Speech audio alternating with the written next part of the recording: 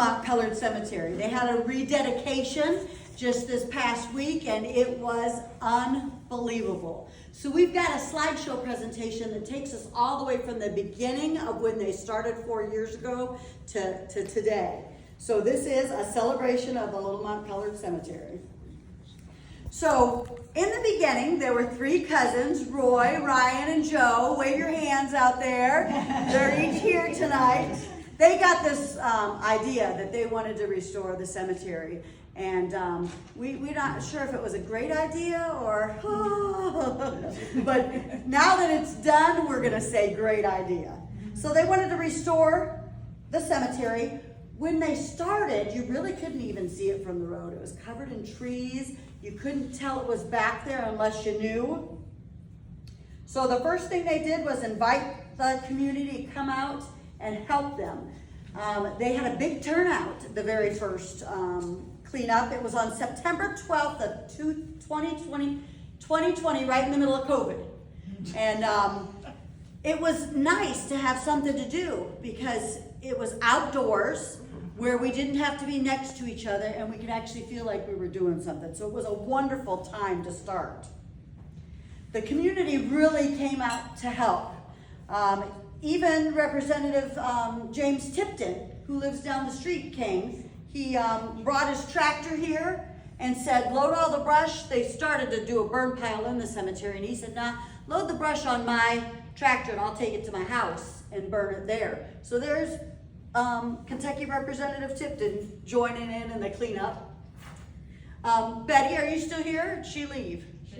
Oh, Betty doesn't like to drive in the dark, so she headed home. But this is our Spencer County historian here, Betty Darnell. She was walking around making notes on each of the people who are buried in the cemetery. And then she did all kinds of research to let us know who was where.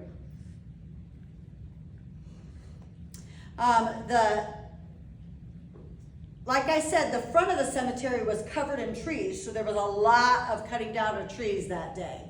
And a lot of hard workers there, as you can see. It was our historical society came, AMVETS showed up. It was pretty much every group in the community showed up to help. And then the newspaper came and did a nice article to kick off the cleaning up of the cemetery. Next, I got busy cleaning the headstones. There's little before and after pictures of how the headstones turned out. When I started cleaning headstones, I called Arlington National Cemetery to ask them what they use to clean headstones. I just didn't want to mess up these older historic headstones. They said the only thing you could use is D2. It's an organic cleaner and it doesn't damage the headstones at all. And you can't use a real stiff brush. You have to use a very soft brush. So it takes a while to scrub these things and get them cleaned back up. Then the sun takes over and the sun and the D2 work together and it kind of just cleans. So after 2 weeks, you finally go back and you can see the difference. So it's actually very rewarding to clean headstones. A year goes by and we do another cleanup. We had some new groups join us. The Master Gardeners came out. The Neely family, where are you? Where's Craig and Cindy came out this time. And, oh, I'm going too fast, sorry. A lot of clearing out happened during this one. The first cleanup, it was the front of the cemetery. Now we're into the side and the back of the cemetery. We really focused on the back of the cemetery. That hadn't seen the light of day in many, many years. So it was nice to get that cleared out. Once it was cleared out, they decided, hey, we need to get some more trees down. So that was the next step. Oh, but before we cleared the trees out, Spencer County Fiscal Court came along and said, we'd like to donate a sign for the front of the cemetery. Now this was, in my mind, probably the biggest step to the cemetery because there are some unmarked graves there in the cemetery that don't have names on them at all. And so to put a name on this cemetery and to put a sign there on this cemetery that said, these people are buried here. That was a big, big deal. It was an emotional time for a lot of us. It was decided that it would be called the Little Mount Colored Cemetery when the deed was given in 1903, is that right, Roy? That's what it was called. So they wanted to keep that historic name. And not only did we want to do that, but we were very proud of the heritage of this cemetery. So not only did we do that, but on the sign we put an historically black cemetery on the sign too, to double down on that, on being proud of the heritage. So now we're cutting down the trees in the front. You can see there were some in the corner, and these were big trees. When they came down, we had to block off the road. You know, you get back there in that cemetery and you're working and you forget how fast people drive by. That was very scary, bringing down those big trees, because cars wanted to just zip by. So I got to be traffic control, and I'm out there waving, stop, hey, wait, stop. Steve was our hero and cut down the trees in the front, and then he went to the back and cut down some more. But here is the one that really was amazing to me. So trees, you know, you want them, I don't know much about cutting down trees, but Steve does. And he said, I'm gonna lay that tree down right here. Well, most of the time it would lay down right where he said it would. Well, this tree twisted and started coming towards me. And I'm taking a video and you can see me take running. So this tree went in a different direction than what he expected. And you can see I circled there. There are headstones. Boom, boom, boom. I think somebody was looking out in that cemetery for these headstones, because how in the world does it fall just right there? It was an amazing, it was a little God moment for me. So now we're into the very last cleanup. This was our biggest group, and it was a big day. Lots and lots of wood. You could see Cindy's always our hardest worker. Can you see how that wheelbarrow's just filled to the brim? She probably did 8 or 9 of those loads, took it to the burn pile, and that burn pile was going all day long. Look, Kathy is there she is, throwing into the burn pile. That started first thing in the morning and went all day long. So we really were clearing out the back of that cemetery. And by the end of the day, there's Terry Vance, who has broken her ankle and can't be here tonight. But she was very proud of that day when we got finished.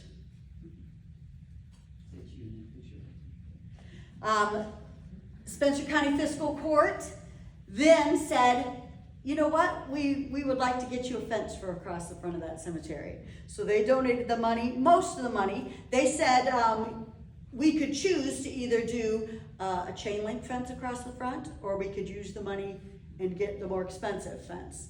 The cousins decided, let's get the more expensive fence.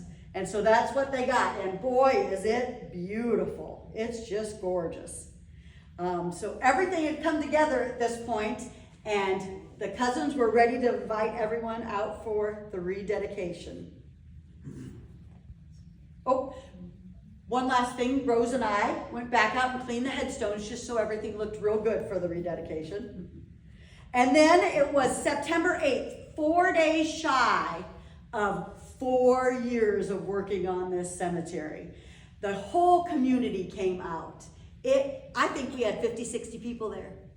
It was a great day, and the weather was absolutely perfect, just perfect.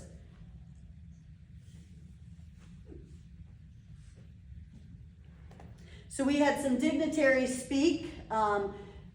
Representative Tipton was there, and he spoke. He said that in February,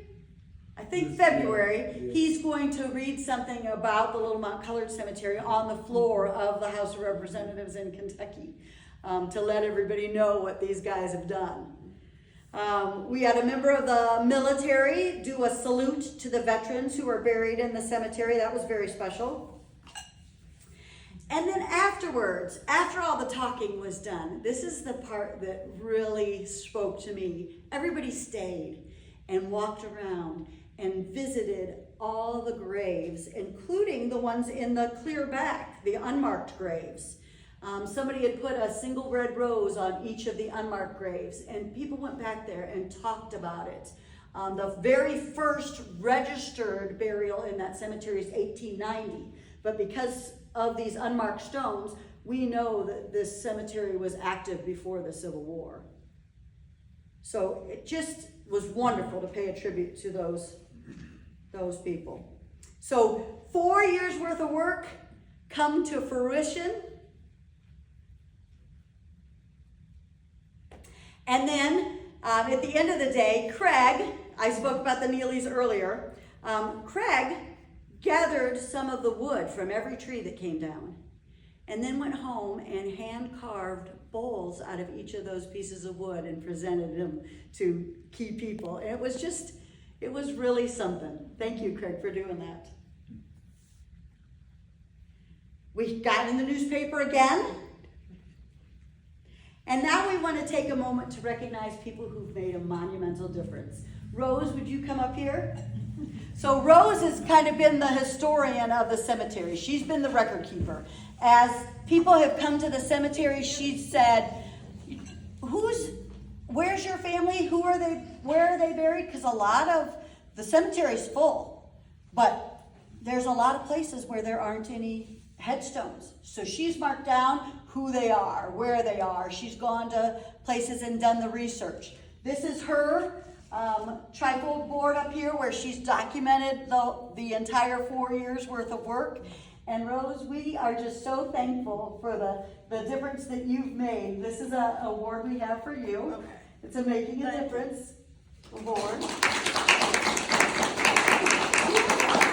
Thank you for everything you've done.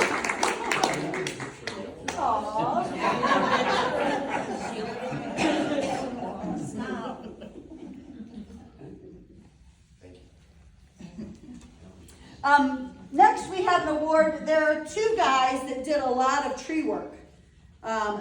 Neither of them are here tonight. Timmy, he has just had a knee replacement, and he's doing good just to make it to physical therapy, so he couldn't be here tonight.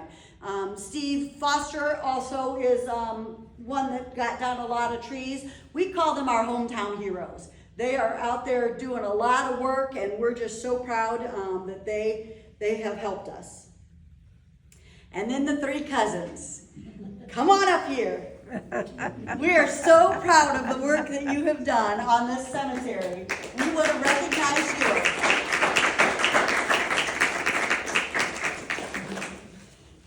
Roy. The first day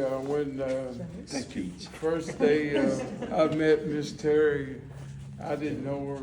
But the first one I met, I reached out to Miss Kathy in Historic Society, and they was willing to come up there and help.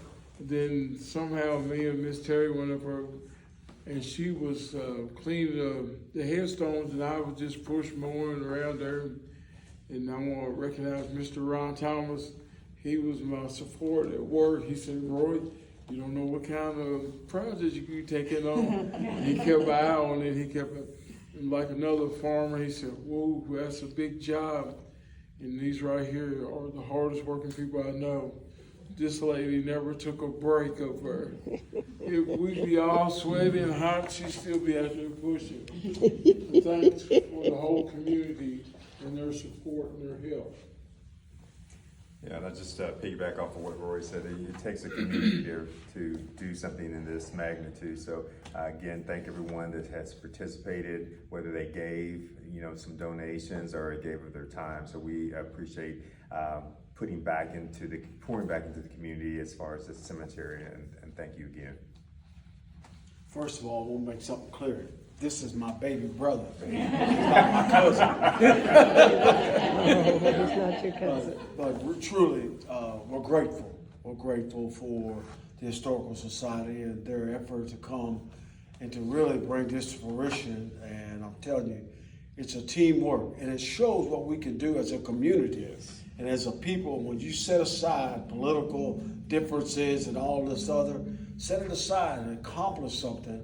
it's meaningful to the community. And I want to say from the depths of my heart, thank you. And I'm going to continue to support you guys when I see you out. I'll find you somewhere on my schedule because I'm so busy. But God bless all of you. God bless all of you.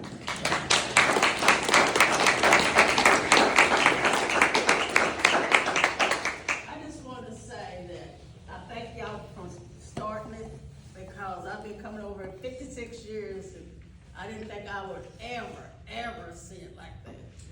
But I want to thank y'all three getting it together. So what's next? There's still, even though they've done the rededication, there are still a couple of plans. Right now, when they mow the cemetery, they put the lawnmower, the push mower, in their trunk and drive it to the cemetery. So possibly, maybe a shed in the back with a lawnmower. That might be in the works. There's some parking across the street, but right now it's just an open grass area. They're thinking maybe they could purchase that little corner ground so that they can park. And then in the back in the unmarked graves, they're thinking about putting some nice tall crosses by each one of the unmarked graves. Two things. One, it will give them more dignity and respect, but two, sometimes when the grass grows a little high, you miss them and you're mowing and you can't find them. So it'd be a marker to keep from, to know where they're at and to give them another sign of respect. This is the before and after picture so that you can really see. Let me show you. This is the drive up right here. See all the trees? There's the drive up now. So that gives you a little perspective of how much has changed since they started 4 years ago. And then this is just the most beautiful picture I took in the 4 years that we worked out there. So thank you all for coming tonight to celebrate the rededication. If you want to come up and look at the pictures, you can. Is there anything else anybody would like to say before we're done? Thank you, Ms. Terry. Great job. Thank you to Terry. Yes. Jackie, did you want to talk to the whole group about the Find a Grave thing, or you want to talk to